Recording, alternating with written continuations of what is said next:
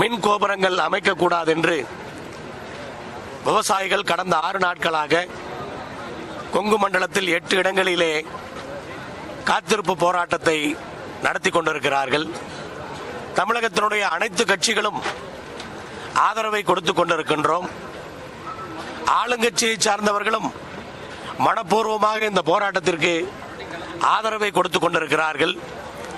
ஆனால் அரசாங்கத்தின் தரப்பிலிருந்து இதற்கு பேச்சுவார்த்தை நடத்தி முடிவுக்கு கொண்டு வரலாம் என்ற எண்ணம் இருப்பதாக தெரியவில்லை.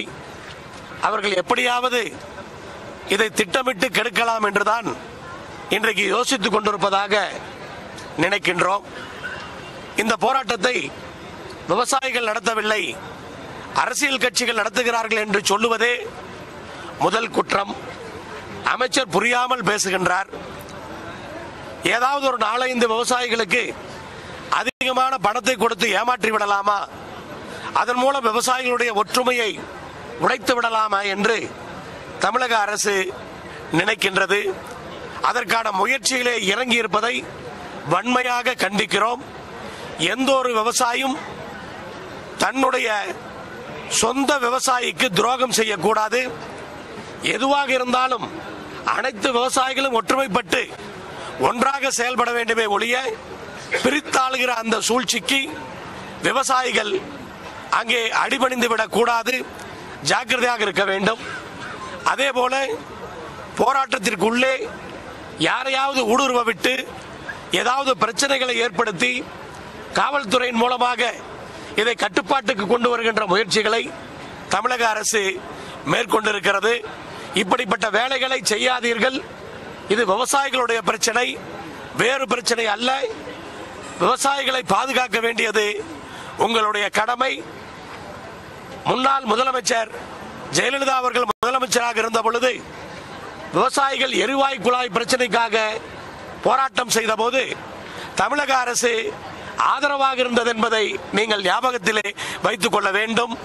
அம்மாவினுடைய ஆட்சியை நடத்துகிறோம் என்று சொல்லுகிற நீங்கள் எப்படி எரிவாயு குழாய் பதிப்பிற்கு தமிழக அரசு முதலமைச்சர் ஜெயலலிதா இருந்த பொழுது ஆதரவாக இருந்ததோ, அதே போல இந்த மின் கோபுரம் அமைக்கின்ற பணியிலும் மத்திய அரசுக்கு ஆதரவாக மாநில அரசு இருக்கக்கூடாது. மாநில அரசு விவசாயிகளுக்கு ஆதரவாக இருக்க வேண்டும். எந்த காரணத்தை கொண்டும் இதை கெடுக்கின்ற முயற்சியை கைவிட்டு இதனுடைய உண்மை பாதிப்பை புரிந்து கொள்ள வேண்டும்.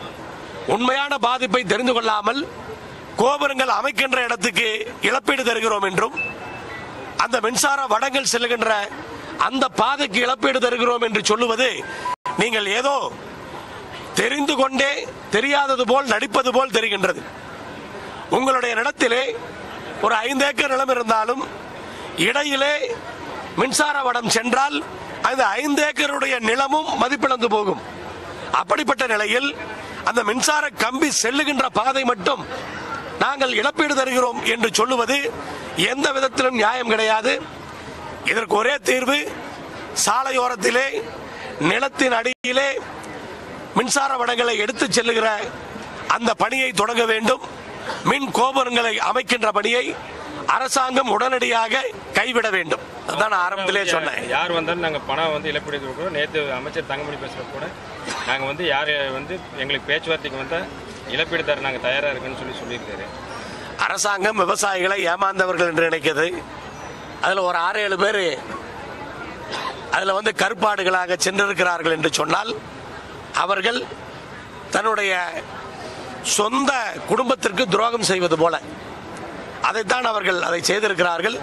அரசாங்கம் இப்படிப்பட்ட சதி வேலைகளிலே இறங்கக்கூடாது என்றுதான் சொல்லுகிறோம்.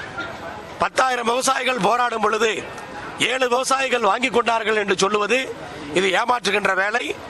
அந்த வேலையை விவசாயிகள் புரிந்து கொள்ள வேண்டும். வாங்கிய இழப்பீட்டை அவர்கள் திருப்பி தர வேண்டும்.